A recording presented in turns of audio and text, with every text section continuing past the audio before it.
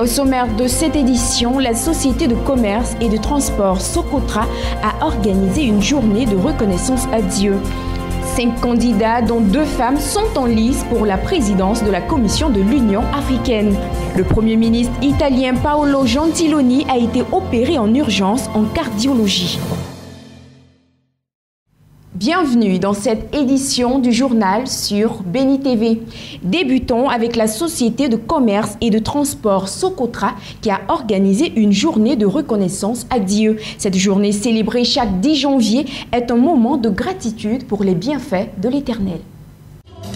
Tenue uniforme de circonstances, chant et pas de danse à la gloire de l'Éternel Dieu, les agents de la Société de commerce et de transport Socotra se sont arrêtés de travailler toute une journée pour rendre gloire à Dieu. Conduit par le président directeur général Sami Meri, les agents de la Socotra entendaient dire merci au Créateur pour les performances de l'entreprise en présence d'un parterre de personnalités invitées. Ce programme alléchant, conduit par l'humoriste Shuken Pat, a démarré par une prière de reconnaissance. Dans son allocution, le PDG de la Socotra, Sami Meri, a insisté sur l'importante place occupée par Dieu dans la vie de l'entreprise. Merci pour le souffle de vie qu'il nous donne tous les jours.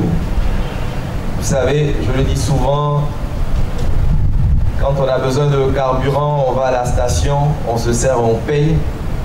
Nous, on se lève le matin, gratuitement, nous avons le souffle de vie. Et tous les jours, nous profitons de ce souffle de vie.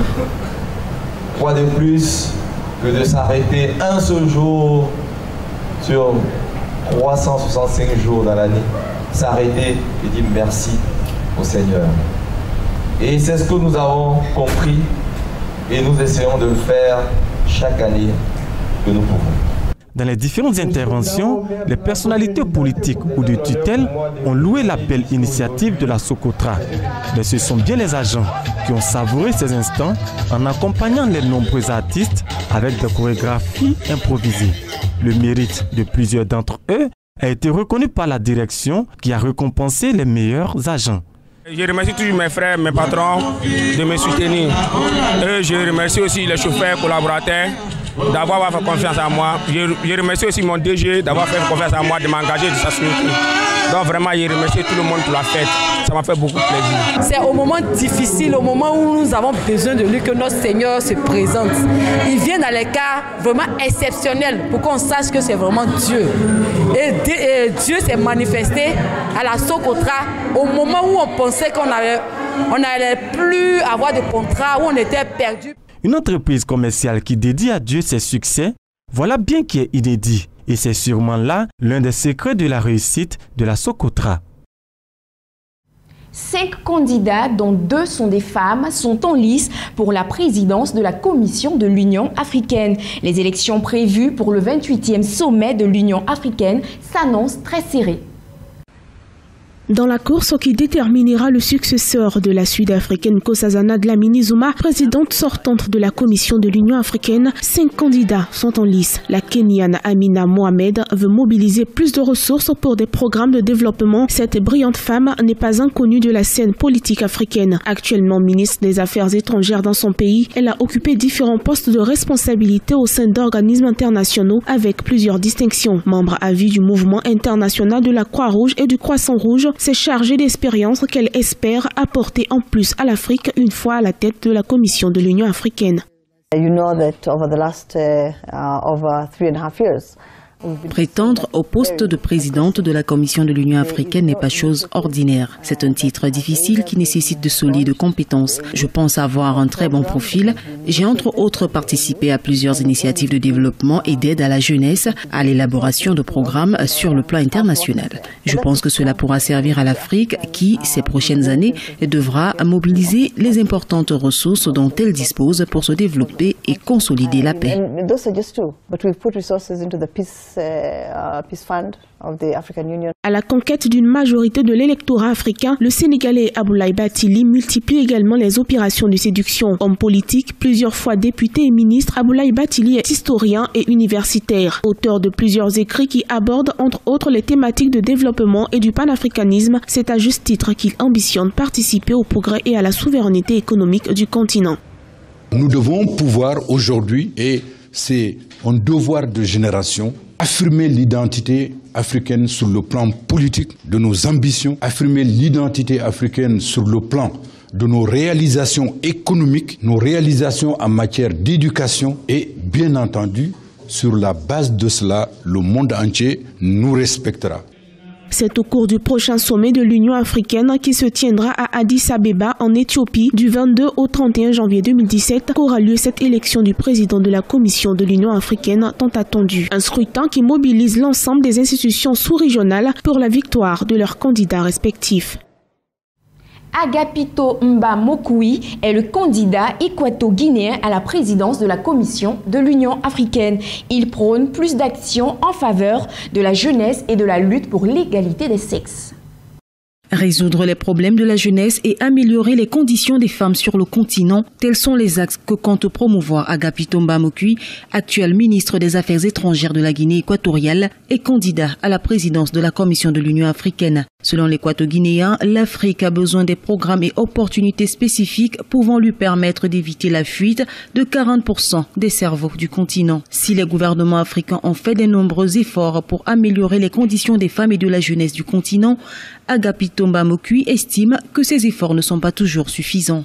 L'Afrique a toutes les ressources nécessaires, des ressources naturelles, des professionnels qualifiés, mais nous rencontrons des difficultés sérieuses. Mais je voudrais réitérer, ce n'est pas une fatalité, parce qu'il y a des solutions. Et une des premières solutions que je trouve, c'est d'élire un président de la Commission de l'Union africaine qui puisse d'abord corriger la Commission. L'essentiel pour le président de la Commission de l'Union africaine, c'est de corriger les problèmes qui font face à la Commission de l'Union africaine. À 51 ans et une expérience de plus de 18 ans dans les organisations internationales comme l'UNESCO, Agapito Mba Mokoui se présente comme la solution aux différents problèmes que rencontre la Commission de l'Union africaine. Quand je vois que les jeunes essayent d'aller dans d'autres continents et ils sont en train de mourir dans la côte méditerranée, pour moi, l'Afrique est malade et mérite une attention particulière. Quand je vois que les femmes sont discriminées, même au niveau salarial, toutes ces difficultés, à mon avis, je considère que notre continent est malade. L'Afrique, c'est le continent de l'avenir. Le moment est tellement difficile pour la Commission et pour le continent africain que le moment est arrivé pour choisir celui qui peut corriger les problèmes de la Commission. Pas nécessairement les problèmes d'Afrique, c'est les problèmes de la Commission. Et là, je pense que j'ai un atout. Agapito Mba Mokoui est en lice face à 4 autres candidats, dont 2 femmes, afin de remplacer la sud-africaine Nkosazana Dlamini Zuma. L'opposition en campagne pour la libération des personnes en détention préventive pour les incendies des 2 grands marchés du Togo il y a de cela 4 ans. Le chef de l'opposition togolaise, Jean-Pierre Fabre, a demandé leur libération immédiate.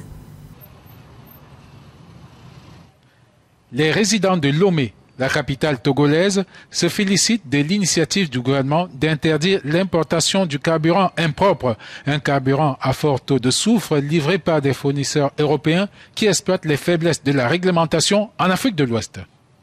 On doit interdire ça, c'est risquant aussi et c'est dangereux pour les populations.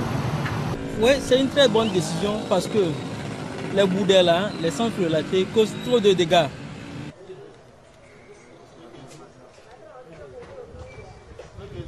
Souvent, on est obligé de faire l'adaptation pour le recharger en moteur mécanique simple, à cause du carburant gasoil, simplement qu'on utilise ici. Et tout ça, là, ça fausse notre travail. Le Togo rejoint ainsi le Nigeria, le Bénin, le Ghana et la Côte d'Ivoire, des pays qui ont interdit l'importation de combustibles fossiles à forte teneur en soufre. Le programme des Nations Unies pour l'environnement accueille favorablement cette mesure d'interdiction du carburant à forte tonalité en soufre. Toujours au Togo, mais cette fois pour parler de la décision du gouvernement qui a décidé d'interdire l'importation du carburant impropre. Ce carburant est décrié par les habitants de la capitale pour son fort taux de soufre. Plus de détails dans ce reportage. Les résidents de la capitale du Togo, Lomé, se félicitent de l'initiative du gouvernement d'importer du carburant plus propre dans le pays. Les autorités togolaises ont annoncé l'interdiction de l'importation de combustibles à haut taux de soufre auprès des fabricants européens. Des experts estiment que le soufre est responsable de problèmes de santé, y compris les maladies cardiaques, le cancer du poumon et les maladies respiratoires telles que l'asthme ou la bronchite. On doit interdire ça. C'est risquant aussi et c'est dangereux pour les populations. C'est une très bonne décision parce que les boudins là, les sans frelatés causent trop de dégâts. Pour l'Organisation mondiale de la santé, les particules de soufre émises par les moteurs diesel représentent l'un des principaux facteurs contribuant à la pollution de l'air. Au Togo, plusieurs voitures ont été endommagées par le carburant toxique. Souvent, on est obligé de faire l'adaptation pour le recharger en moteur mécanique simple à cause du carburant gasoil simplement qu'on utilise ici. Et tout ça là, ça fausse notre travail. En décembre 2016, un communiqué publié par le Programme des Nations Unies pour l'environnement a accueilli favorablement cette décision. L'organisation onusienne indique qu'elle aidera plus de 250 millions de personnes dans les pays touchés à respirer un air plus sûr et plus propre. Avec cette décision, nous allons être plus regardants et insister à ce que le gouvernement respecte cet engagement. Parce que l'une des actions, c'est de dire qu'on va prendre la décision, mais il faut aussi le faire respecter en mettant des postes de contrôle, bien des systèmes de contrôle efficaces, que ce soit au niveau du port, au niveau des dépôts et dans la distribution. Le Togo rejoint ainsi le Nigeria, le Bénin, le Ghana et la Côte d'Ivoire, qui sont tous d'accord sur l'interdiction d'importer des combustibles fossiles avec des niveaux élevés de soufre. Hors de l'Afrique de l'Ouest, le Kenya, la Tanzanie, l'Ouganda et le Maroc ont tous augmenté leurs standards de qualité du combustible ces dernières années.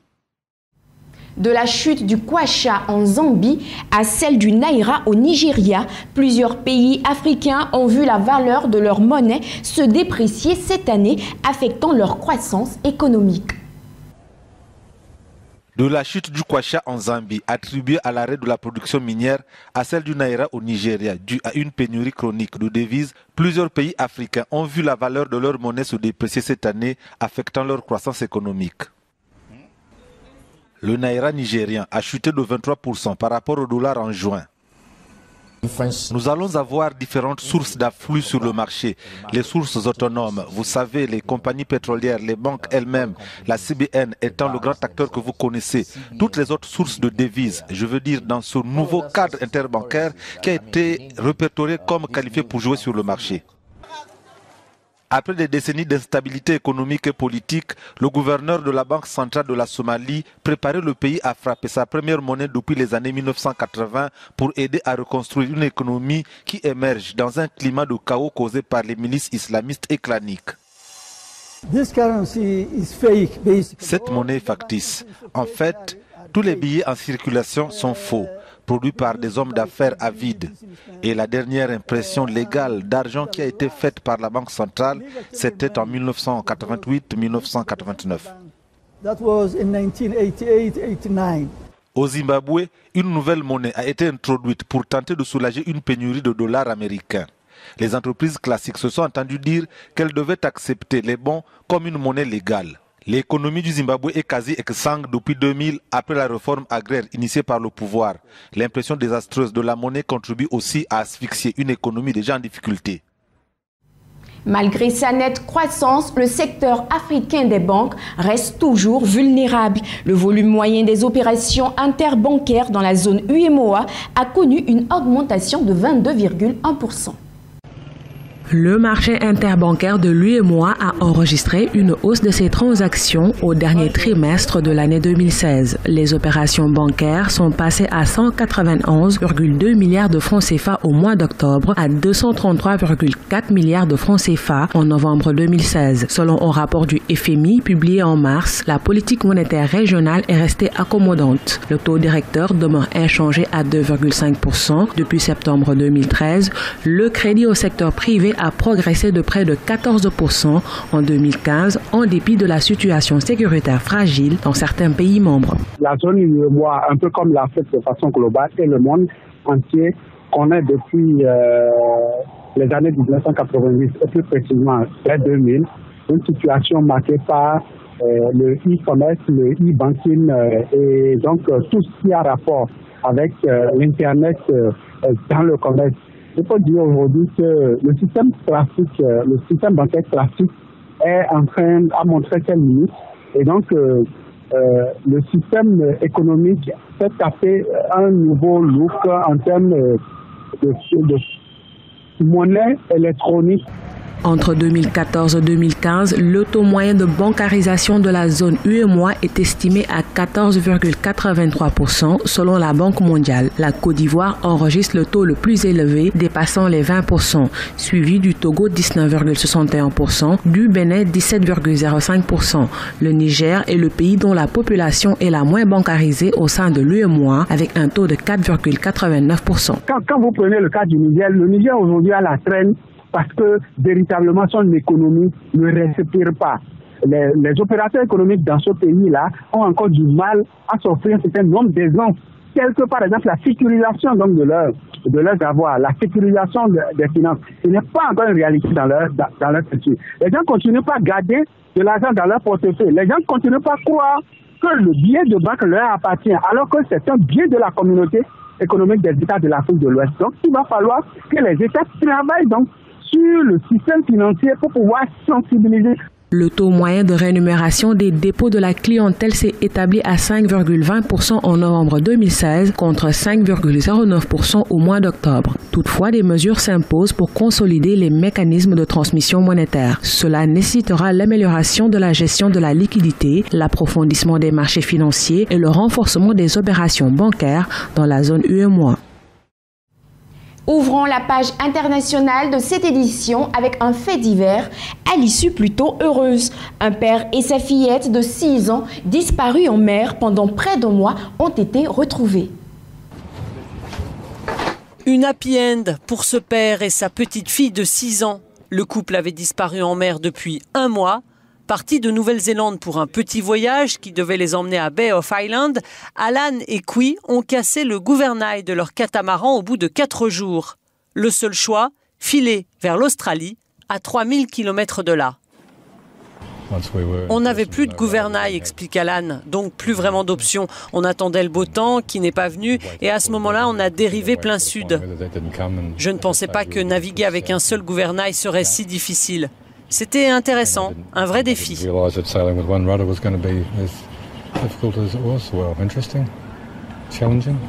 En débarquant, Alan n'avait aucune idée des recherches en cours pour les retrouver. Son ex-femme qui réside en Suisse pensait même qu'il avait enlevé l'enfant. Ma fille a déjà passé beaucoup de temps en mer. Je ne l'ai jamais sentie en danger. Nous ne l'avons jamais été. Reste que le bateau n'avait pas les équipements de sécurité obligatoires pour être localisé. Le père de famille devra s'en expliquer. Le Premier ministre italien Paolo Gentiloni a été opéré en urgence en cardiologie après un léger malaise. Il a subi une angioplastie. Opéré en urgence en cardiologie après son retour de Paris. Le Premier ministre italien Paolo Gentiloni, victime d'un léger malaise, s'est rendu à l'hôpital où les médecins ont jugé nécessaire de pratiquer une angioplastie. L'opération consiste à modifier un vaisseau sanguin, le plus souvent une artère. Paolo Gentiloni, 62 ans, va rester quelques jours à la clinique Gemelli de Rome, ce qui le contraint à modifier sa tournée des capitales européennes. L'homme est devenu Premier ministre il y a 1 mois, succédant à Matteo Renzi. Matteo Renzi, qui gouvernait l'Italie depuis presque 3 ans, a démissionné le 4 décembre, spectaculairement, après le rejet de sa réforme constitutionnelle par une large majorité d'Italiens. Les candidats à la présidentielle française accélèrent leur campagne à bientôt 100 jours du premier tour de cette élection prévue pour le 23 avril prochain. À bientôt 100 jours du premier tour de la présidentielle française, les candidats accélèrent leur campagne. Emmanuel Macron, ancien ministre de François Hollande et fondateur du mouvement En Marche, est en visite de 2 jours à Berlin. Porté par des sondages favorables, il tente de se donner une stature internationale. Il a rendu hommage aux victimes de l'attentat du 19 décembre. Je suis convaincu que c'est le destin historique de la France et de l'Allemagne de mener ce combat ensemble. Parce qu'elles ont été frappées de la même façon et l'Allemagne a été beaucoup plus frappée que la France par évidemment le sujet migratoire. Et il y a une solidarité franco-allemande à conduire dans un esprit de responsabilité. Soigner les relations du couple franco-allemand est aussi l'objectif de François Fillon, le candidat de la droite.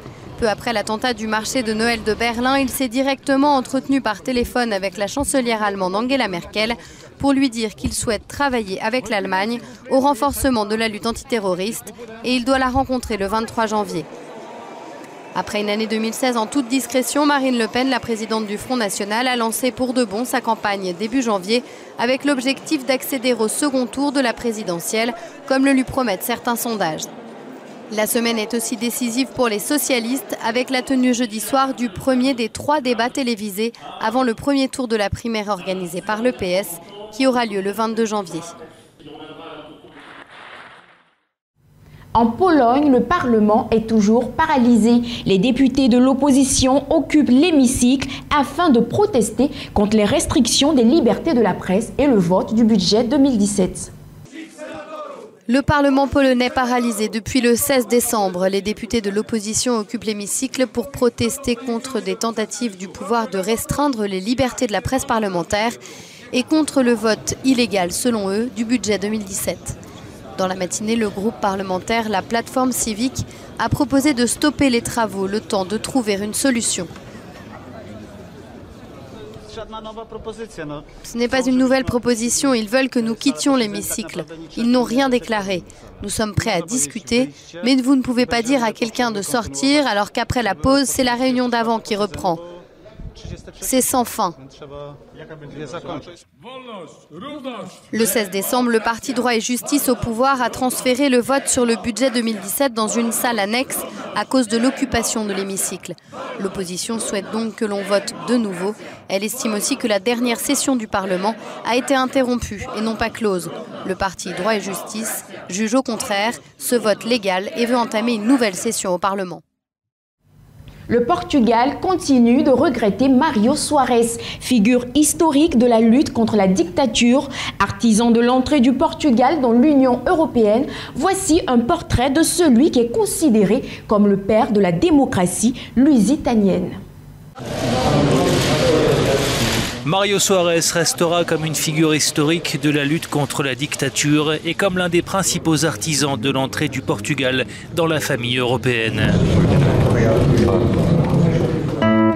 Né en 1924 à Lisbonne, il s'engage en politique durant ses études d'histoire et de droit. Devenu fer de lance de l'opposition au régime de Salazar, il est arrêté à plusieurs reprises, banni puis contraint à l'exil. Il s'installe en France en 1970. 4 ans plus tard, il profite de la révolution des œillets pour rentrer au pays où il est accueilli en héros. Cofondateur du Parti socialiste dont il a jeté les bases en exil, c'est un Européen convaincu. Premier ministre en 1976 puis en 1983, il initie le redressement économique du pays. Le 1er janvier 1986, ses efforts sont récompensés. Ce jour-là, le Portugal entre officiellement dans la communauté économique européenne. Il aura fallu près de 10 ans de négociations et de réformes sur fond de rigueur budgétaire pour que Lisbonne gagne enfin son billet d'entrée dans l'Europe. Le Portugal est prêt à contribuer de façon équilibrée à cet effort collectif, déclarait-il. Le 9 mars 1986, Mário Soares est élu président de la République. Il sera réélu triomphalement en 1991.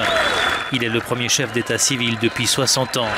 Sa principale prérogative est de veiller sur les institutions, mais il profitera aussi de sa fonction présidentielle pour promouvoir les droits de l'homme au Portugal et dans le monde.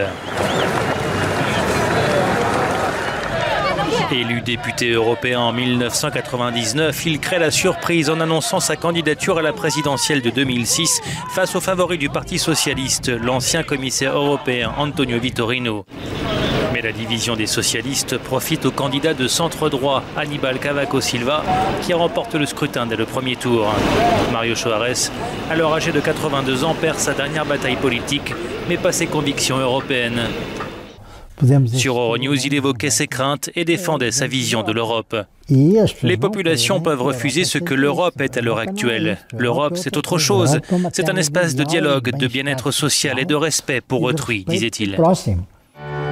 En 2010, il était aux premières loges pour les célébrations du 25e anniversaire de l'adhésion du Portugal et de l'Espagne à l'Europe. Avec la mort de Mário Soares, disparaît une figure européenne et un ardent défenseur des droits de l'homme. Aux États-Unis, le Sénat vient de voter une nouvelle résolution ouvrant la voie au démantèlement de l'Obamacare, la loi sur le système de santé, principal héritage de la présidence de Barack Obama.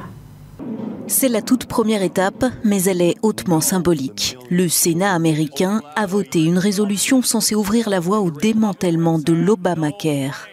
Par 51 voix contre 48, les sénateurs ont demandé à diverses commissions de préparer la législation qui supprimera la loi sur le système de santé, principal héritage de la présidence Obama.